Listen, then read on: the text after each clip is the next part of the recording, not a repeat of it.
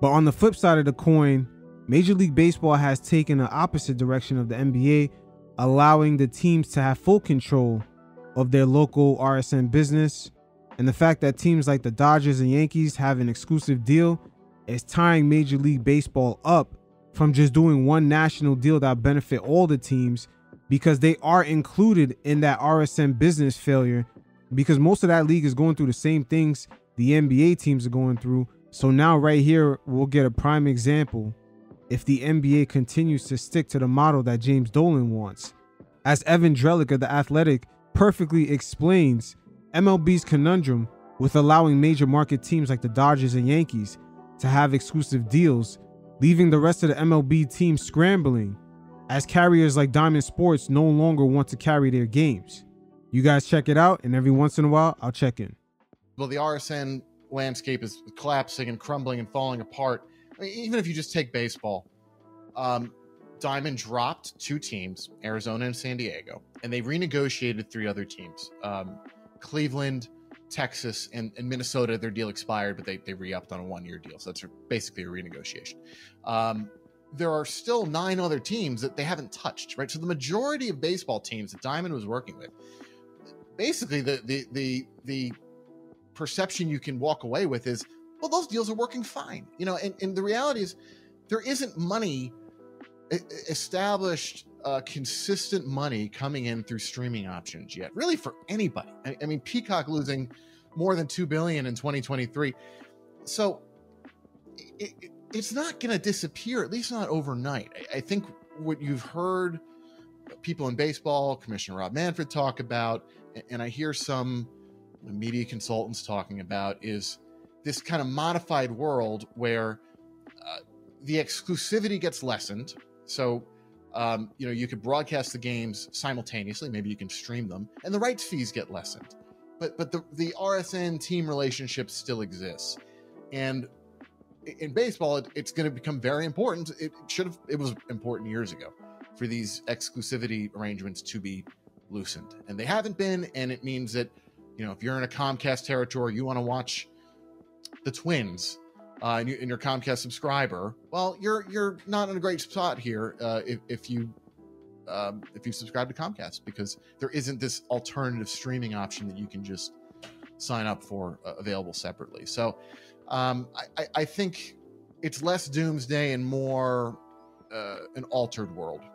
MLB would like to have a national in-market streaming package, MLB.TV, which has existed for years and is, in my opinion, a great product. Like, you know, you could just, it works pretty darn well, and you can watch any out-of-market game. Wouldn't it be nice for fans and customers and anybody who just wants to watch a game to have that as an option for in-market? You know, so if I'm in New York, where I am, I want to watch the Mets or the Yankees, I can't do that through MLB TV, and this has been a long-running complaint that people have, and this has to do with the exclusivity deals that the RSNs make with the teams. Just like James Dolan with MSG. But now with streaming, with that exclusive package is going away. But MLB just having so much inventory, all those games, I believe they have 168 games. That's going to be one hell of a task to take that away from the Yankees and the Dodgers, especially when streaming is not even proven to be profitable yet.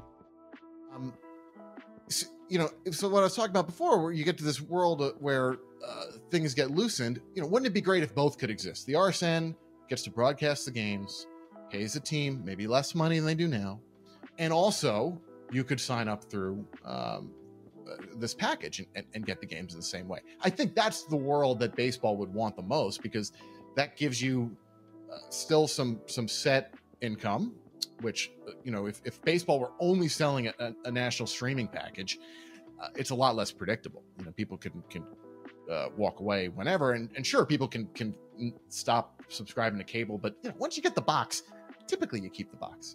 It's you know, we see cord cutters, but I think there's less variability of people going in and out of subscriptions when it comes to cable. So they want to be paid. I think that's overlooked here. It's like, yeah, do they want to have a national streaming package? Sure. If that means making a lot less money than they do now, they probably don't want it. But that's a little bit, you know, cutting off your nose to spite your face. because they do need to broaden their reach. They do need to make it easier for people to access these games. It is. And that's the sacrifice Adam Silver is willing to make in order to have these games more nationally televised. It's crazy how Dolan's competitive edge over the whole league actually has come back to bite him, because him being on top of the mountain by himself, he has no allies. Oh, this is crazy how this played out. But once again, this may be the beginning domino effect of the Knicks making a move out of MSG. The money flowing out of that Warriors Chase Center. It's, man, whew. They got these owners scrambling to get new arenas. You know, now they're according to my colleague Andrew Marchand, nearing a deal with Roku. I mean, how many different places are you going to be able to watch a baseball game? It's just it's a little dizzying, and I think you lose people in a crowded landscape like that. These teams control their individual rights. The Yankees have their own deal with Amazon.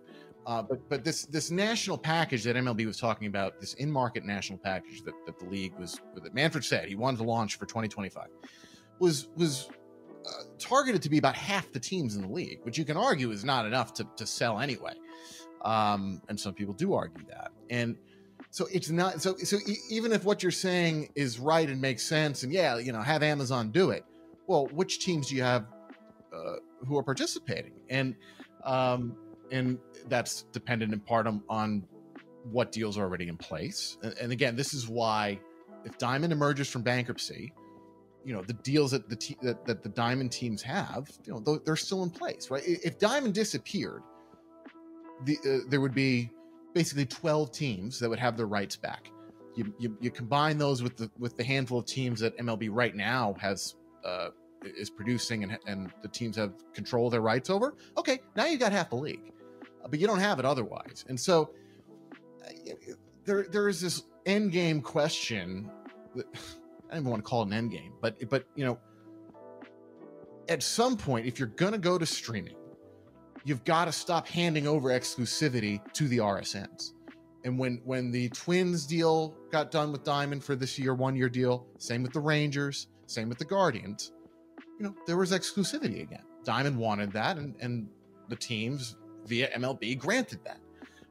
The NBA had a very similar conundrum. The only reason they got out of it is because in the bankruptcy that Diamond had filed, they renegotiated a deal where they gained all those teams' rights within a year. So within that same year, that's when they were eligible to negotiate with Amazon and NBC and Peacock. So the NBA had things fall in their lap so it could be set up that way. It's going to take major monumental shifts for MLB to have that same setup. In a way, it's unfortunate for James Dolan. All this came back to bite him in the ass. It's crazy how all these things tie in together.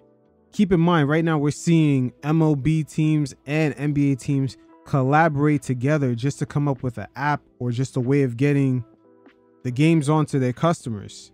From the Padres to the Utah Jazz to the Houston Astros, Houston Rockets, Dallas Mavericks, the Phoenix Suns, the Arizona Diamondbacks.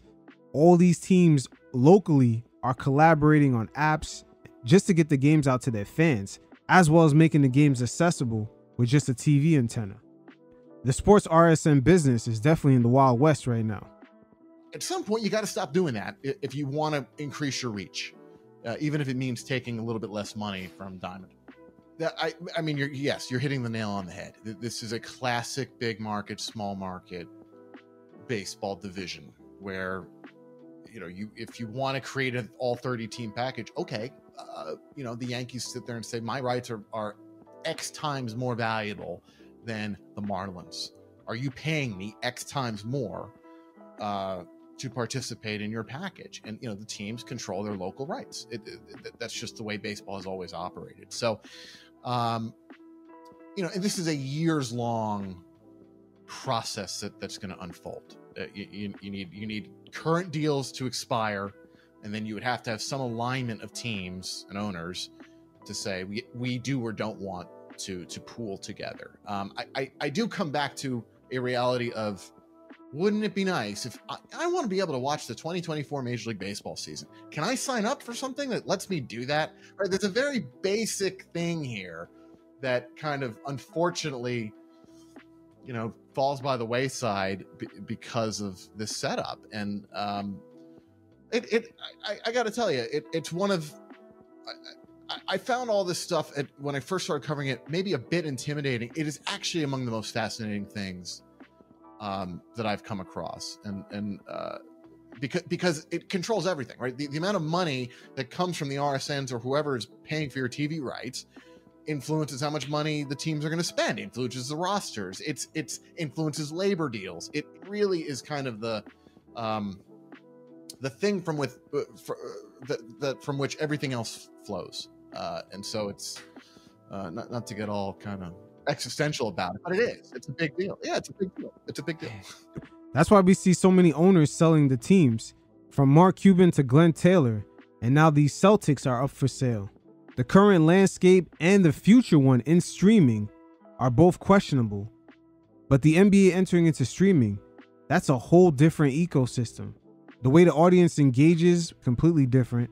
The ratings are going to be a lot less, and depending on the details of the deals, will they not only have a way of tracking the data, but also a third-party way of accessing the true metrics so they can use that to negotiate in the future?